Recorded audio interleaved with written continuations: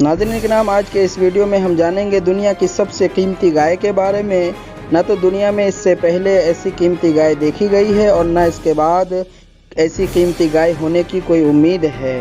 तो नाज़रीन किराम, साथ में ये भी जानेंगे उस गाय को काटने के बाद, उसको ज़बह करने के बाद किस तरह का बवाल खड़ा हुआ और 2 आदमियों को कैसे मौत के घाट उतार दिया गया है। जैसा कि आप जानते हैं कि मुल्क हिंद में बहुत सारे कवानीन और ज़वाबित है गाय के ज़बीहा को लेकर, बहुत सारे कानून बने हुए हैं, क्योंकि हिंदुस्तान के एक विशिष्ट धर्म के लोगों की एक आस्था है गाय के प्रति। लिहाजा इसी वजह से बहुत सारे राज्यों में गाय की ज़बीहा पर पाबंदी है। लेकिन नाज़रीन किराम, गाय काटने का कॉन्सेप्ट सिर्फ इस्लाम में ही नहीं है, बल्कि यहूद व नसारा और बनी इसराइल के ज़माने में भी गाय काटने का कॉन्सेप्ट मिलता है। तो आइए सबसे पहले हम आपको उस ज़माने में गाय काटने के कॉन्सेप्ट के बारे में बताते हैं, फिर आपको विस्तार से बताएंगे वीडियो के आखिर में कि उस कीमती गाय के ज़बह करने पर क्या बवाल हुआ है और किस तरह 2 आदमियों को मौत के घाट उतार दिया गया है। तो नाज़रीन का वीडियो के आखिर तक ज़रूर बने रहिएगा। अगर आप हमारे इस चैनल पर नए हैं तो चैनल को सब्सक्राइब कर दीजिए, इसका बेल आइकन प्रेस कर दीजिए ताकि सबसे पहले हर वीडियो आप तक पहुँचे। अस्सलाम वालेकुम नाज़रीन किराम, ये बहुत ही अहम और निहायत ही शानदार कुरानी वाक़या है और इसी वाक़े की वजह से कुरान मजीद की इस सूरत का नाम सूरह बकरा यानी गाय वाली सूरत रखा गया है। इसका वाक़या ये है कि बनी इसराइल में एक बहुत ही नेक और सालेह बुज़ुर्ग थे और उनका एक ही बच्चा था जो नाबालिग था और उनके पास फ़कत एक गाय की बछिया थी। उन बुज़ुर्ग ने अपनी वफ़ात के करीब उस बछिया को जंगल में ले जाकर एक झाड़ी के पास ये कहकर छोड़ दिया कि या अल्लाह, मैं इस बछिया को उस वक्त तक तेरी अमानत में रख देता हूँ कि मेरा बच्चा बालिग हो जाए। उसके बाद उन बुज़ुर्ग की वफ़ात हो गई और बछिया चंद दिनों में बड़ी होकर दरमियानी उम्र की हो गई और बच्चा जवान होकर अपनी माँ का बहुत ही फरमाबरदार और इंतहाई नेकोकार हुआ। उसने अपनी रात को 3 हिस्सों में तकसीम कर रखा था। एक हिस्सा में वो सोता था और एक हिस्सा में इबादत किया करता था और एक हिस्सा में अपनी माँ की खिदमत करता था और रोज़ाना सुबह को जंगल से लकड़ियाँ काट कर लाता और उनको फ़रोख्त करके 1/3 रकम सदका कर देता और 1/3 अपनी ज़ात पर खर्च करता और 1/3 रकम अपनी वालिदा को दे देता। तो नाज़रीन किराम, एक दिन लड़के की माँ ने कहा कि मेरे प्यारे बेटे, तुम्हारे बाप ने मेरास में एक बछिया छोड़ी थी जिसको उन्होंने फला झाड़ी के पास जंगल में खुदा की अमानत में सौंप दिया था।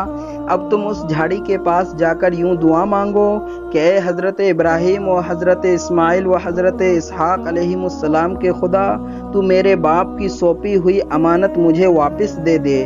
और इस बछिया की निशानी ये है कि वो पीले रंग की है और उसकी खाल उस तरह चमक रही होगी कि गोया सूरज की किरणें उसमें से निकल रही हैं। यह सुनकर लड़का जंगल में उस झाड़ी के पास गया और दुआ मांगी तो फौरन ही वह गाय दौड़ती हुई आकर उसके पास खड़ी हो गई और यह उसको पकड़कर घर लाया।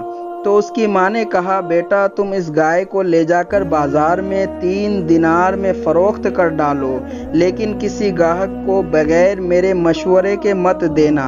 उन दोनों बाज़ारों में गाय की कीमत 3 दिनार ही थी। बाज़ार में एक गाहक आया जो दर हकीकत फरिश्ता था।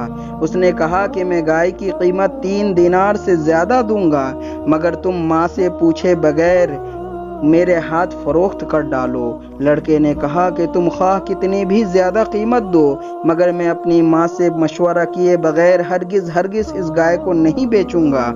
लड़के ने माँ से सारा माजरा बयान किया तो माँ ने कहा, यह गाहक शायद कोई फरिश्ता हो, तो ऐ बेटे, तुम उससे मशवरा करो कि हम इस गाय को अभी फ़रोख्त करें या ना करें। चुनांचे उस लड़के ने बाज़ार में जब उस गाहक से मशवरा किया तो उसने कहा कि अभी तुम इस गाय को न फ़रोख्त करो, आइंदा इस गाय को हज़रत मूसा अलैहिस्सलाम के लोग ख़रीदेंगे।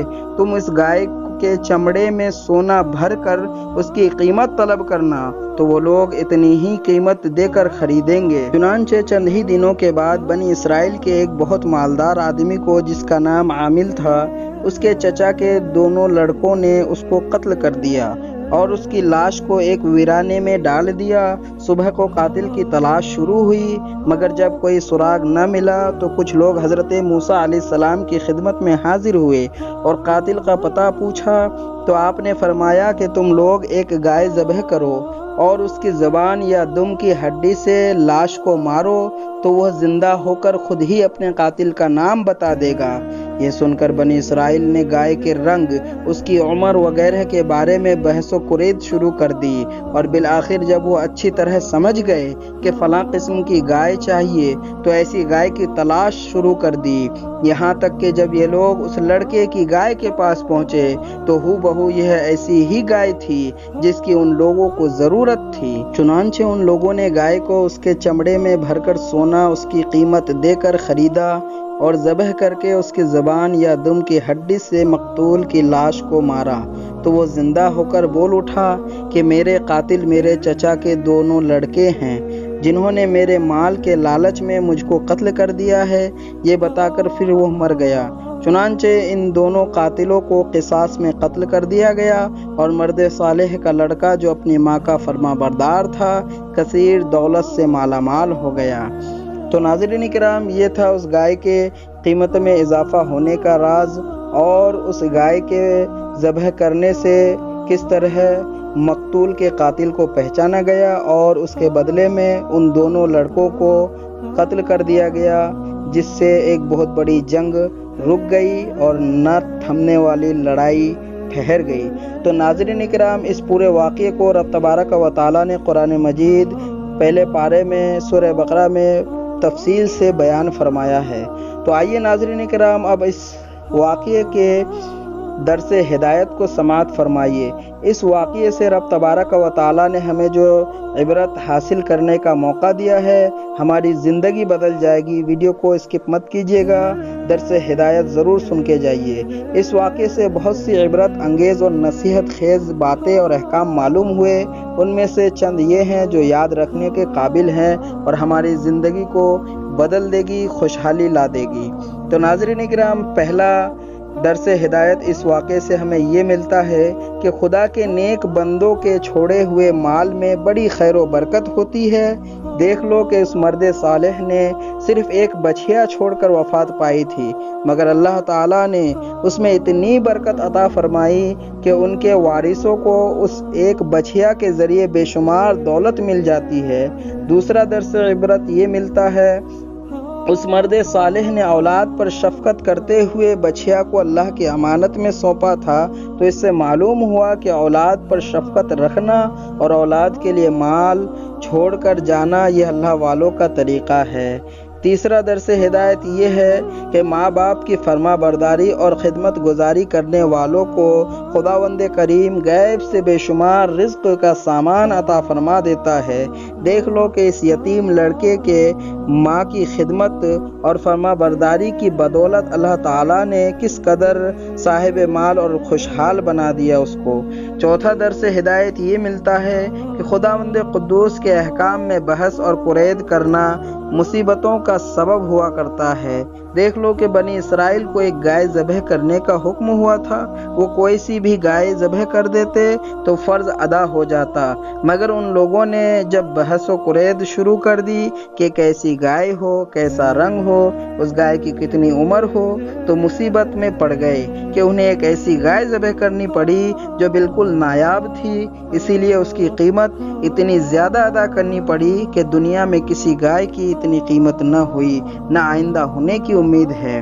پانچواں درس ہدایت ہمیں یہ ملتا ہے کہ جو اپنا مال اللہ تعالیٰ کی امانت میں سونپ دے، اللہ تعالیٰ اس کی حفاظت فرماتا ہے اور اس میں بے حساب خیر و برکت عطا فرما دیتا ہے۔ چھٹا درس عبرت ہمیں یہ ملتا ہے، جو اپنے اہل و عیال کو اللہ کے سپرد فرما دے، اللہ تعالیٰ اس کے اہل و عیال کی ایسی پرورش فرماتا ہے کہ جس کو کوئی سوچ بھی نہیں سکتا۔ ساتواں درس ہدایت ہمیں اس سے یہ لینا چاہیے، جیسا کہ امیر المومنین حضرت علی رضی اللہ تعالیٰ عنہ نے بیان فرمایا ہے کہ جو پیلے رنگ کا جوتا پہنے گا وہ ہمیشہ خوش رہے گا اور اس کو غم بہت کم ہوگا، کیونکہ اللہ تعالیٰ نے پیلی گائے کے لیے یہ فرمایا کہ تسر الناظرین، کہ وہ دیکھنے والوں کو خوش کر دیتی ہے۔ تو ناظرین کرام، اس واقعے سے یہ بھی معلوم ہوتا ہے کہ قربانی کا جانور جس قدر بھی زیادہ بے عیب اور خوبصورت اور قیمتی ہو، اس قدر زیادہ بہتر ہے۔